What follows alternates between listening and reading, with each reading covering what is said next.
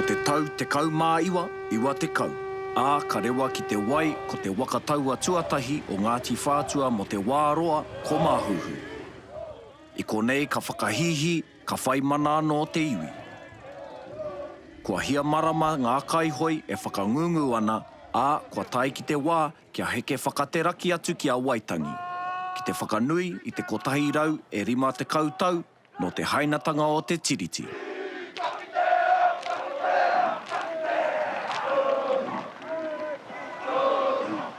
He whakapaukanohi ngā waka hou e 2 te kau e rewa ana i te wai. I te tahatai, ka muia e te mano tāngata.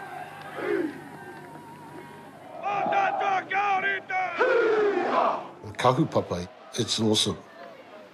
It's awesome. You know, just have all these waka around you. Just amazing. It's hard to express the feeling that I felt. But it was a common feeling amongst all of the kaihoi on Māhuhu. All the hard work for this moment. It's like winning an Academy Award, you know, the ultimate moment, you know. The whole reason why you work so hard and did all that hard work. An unforgettable moment.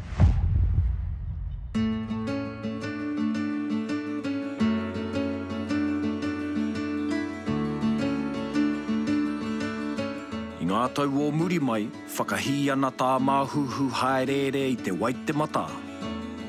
When he was plying the waters of the Waitemata, people took notice. People stopped, people looked, people asked questions. When he was berthed at Okahu Bay, people started walking from Paratai Drive because they knew Ngāti Whātua down there securitising the beach and say, okay, we'll go for a walk.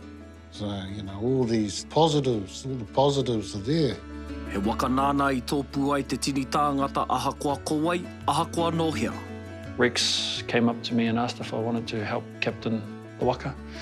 And I was young years, and I says, yeah, I'll give it a go.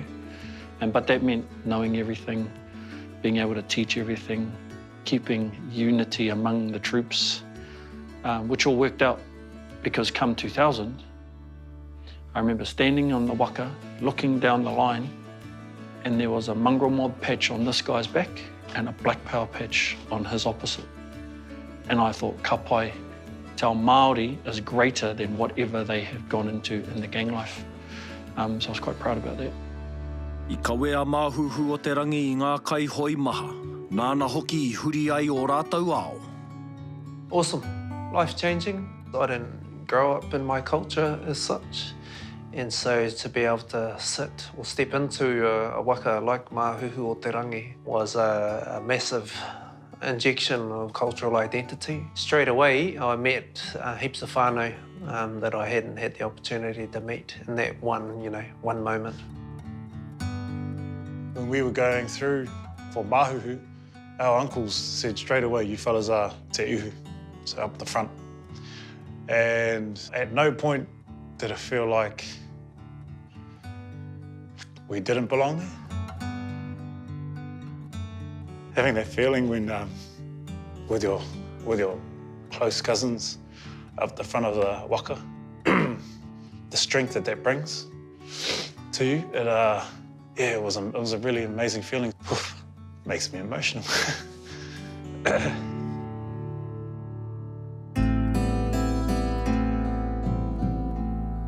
He ramaroa, he paumārohirohi anō a Māhuhu o te rangi mo Ngāti Whātua. He oi, āwake I te kautau e whakamahia ana, karangona tōna kaumātuatanga. The maintenance of such a big waka was important, and unfortunately, we didn't perhaps look after it as well as we should have. It's like you buy a house, you maintain it, right? With waka, when you miss a year, you've got 5 years' work to catch up on. It's 2 years, only 10, young, gone too soon. We had engineers come up, we had the maritime people come up, and we were getting told, no, it's not able to get back on the water. The last voice was, and I even remember the day, was the 8th of January, 2000. Actually, we were seriously undermanned. So that was his final hoi. Those of us in the know knew that this is it. Can't do anymore.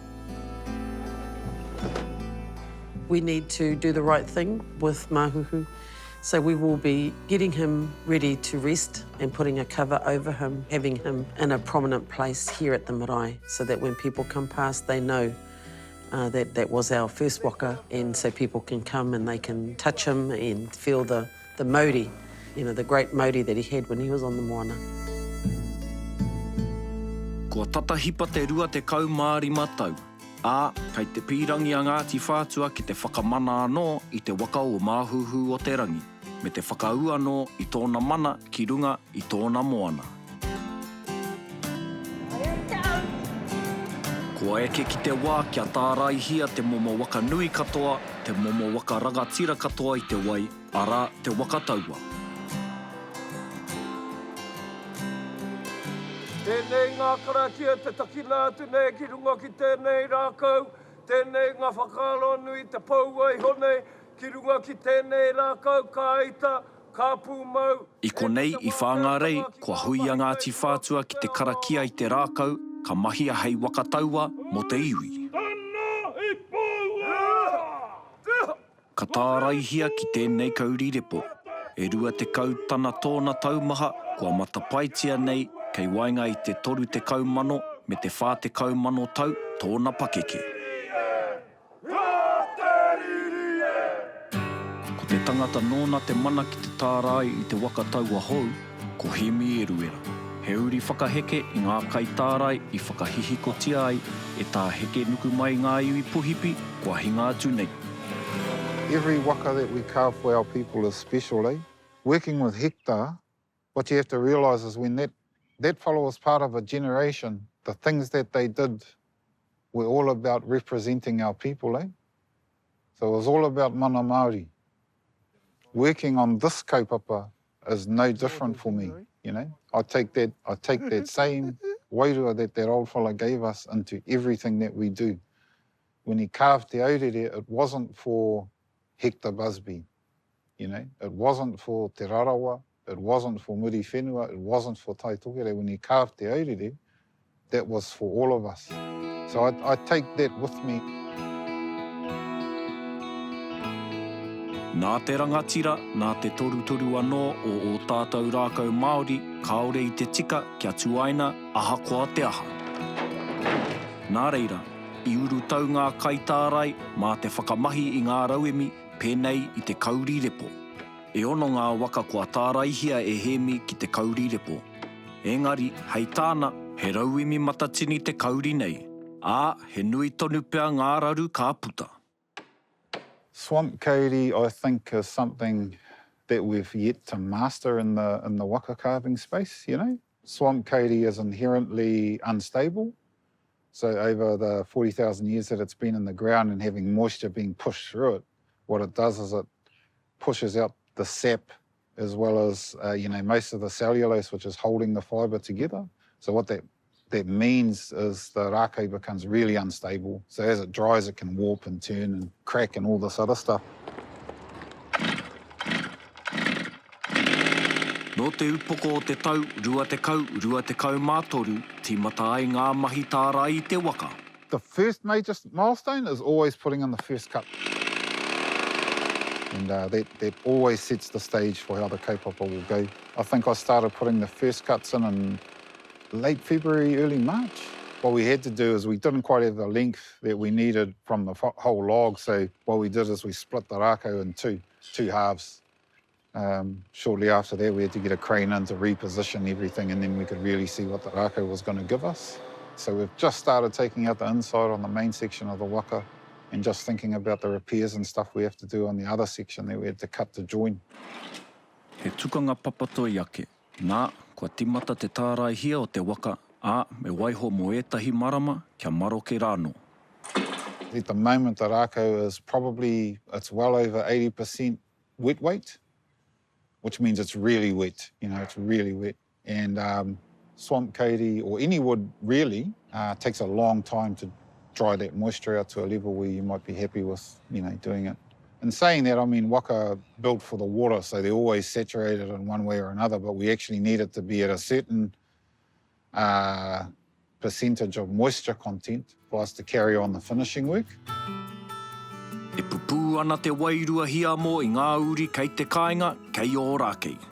I'm so excited, I can't wait. I really am.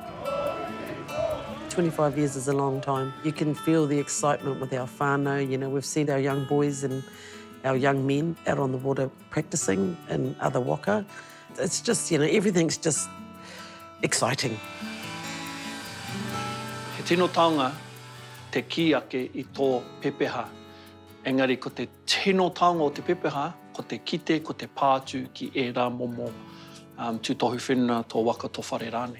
And so I feel it's going to be reinforcing our identity, that now our waka is here and our kids can say, oh, yeah, that's da-da-da, and be able to have a direct connection to it, not just the intangible one.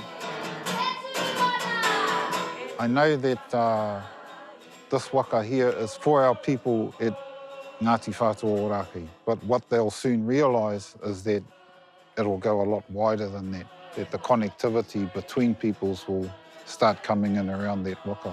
I know that when our waka are finished and in the water, our people will be uplifted. That's the special thing about our wakas. Any of our wakas, and that same thing applies to this one. We've been asleep for a while now, and now it's good to be able to begin this journey. For me, it is about keeping our people together, you know, reminding of the things that we have done before and the things that we've got to need to be done to continue on the mana of waka.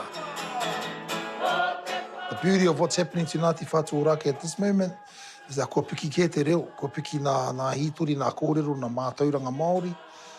So this is going to add to that, you know, to our wānanga. It's going to offer us another piece for our tuakiritanga. We will actually have a waka out on our ora. You know? We've been tangata whenua for a long time, and now we can go and be tangata moana.